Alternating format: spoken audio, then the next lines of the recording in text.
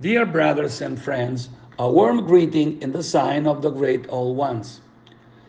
In this fourth transmission, we'll talk about the kingdom of madness that has become established in the world due to the spread of the coronavirus. As I explained in the previous transmission, the coronavirus is what in the Apocalypse of John is defined as the hell that follows the green night, to follow the white knight who brings fear and madness. We know that from October 2019, the coronavirus began to spread around the world, and fear and madness took possession of human minds. Proofs of this are evident within everyone's reach. We have heard statements by virologists and statements by other virologists in contrast to the former. In a nutshell, we heard everything and the opposite of everything. We can rightly say that we are in the realm of chaos, the realm of fear and madness. In this vast panorama of ordinary madness, ridiculous characters have emerged, to say the least. Conspiracy theorists, individuals who support the conspiracy theory, that is, the theory that claims that there are hidden power groups that they gather secretly to dominate the world. Don't get me wrong, the power groups exist and how they exist, but they are not hidden at all. They operate in the light of day and certainly don't need to plot as they manage power and huge capitals.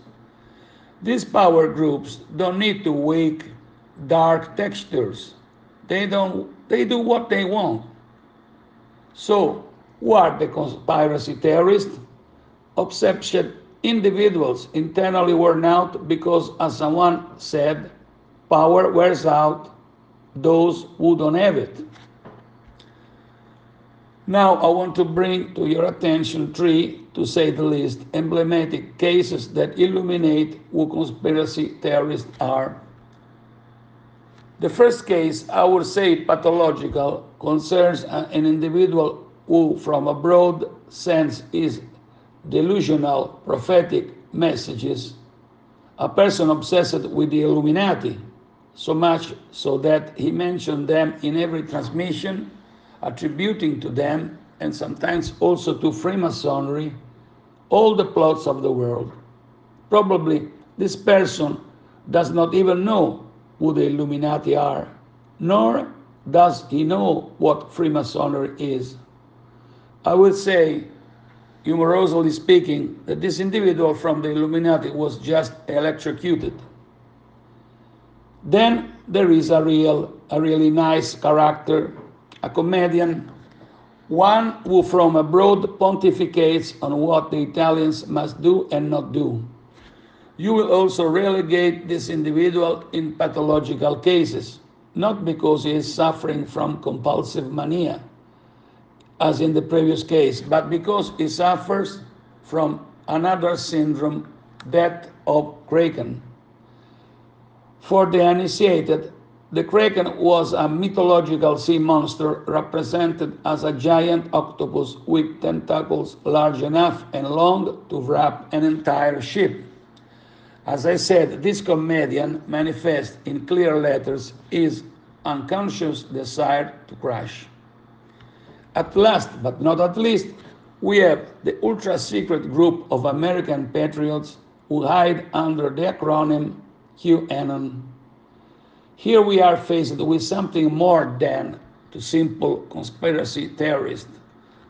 I would say that we are faced with a group of people who deliberately spread false information to create social tensions and therefore arrive at the establishment of draconian laws.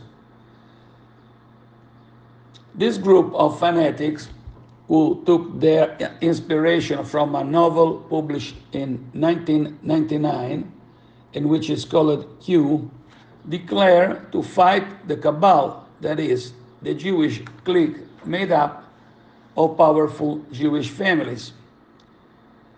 To date, no one of the things said by the group Q has proven true, but in return has led us to criminal acts by weak-minded people who in this group believe blindly. See, for example, the El Paso massacre of 3rd August 2019.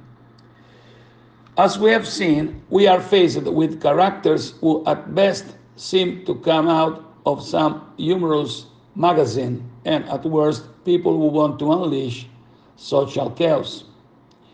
We can relegate all these individuals to the disinformation sector. Here we are, therefore, arrived in front of chaos, but it's clear from now that only one thing derives from chaos: the war, brought by the Red Knight of the Apocalypse.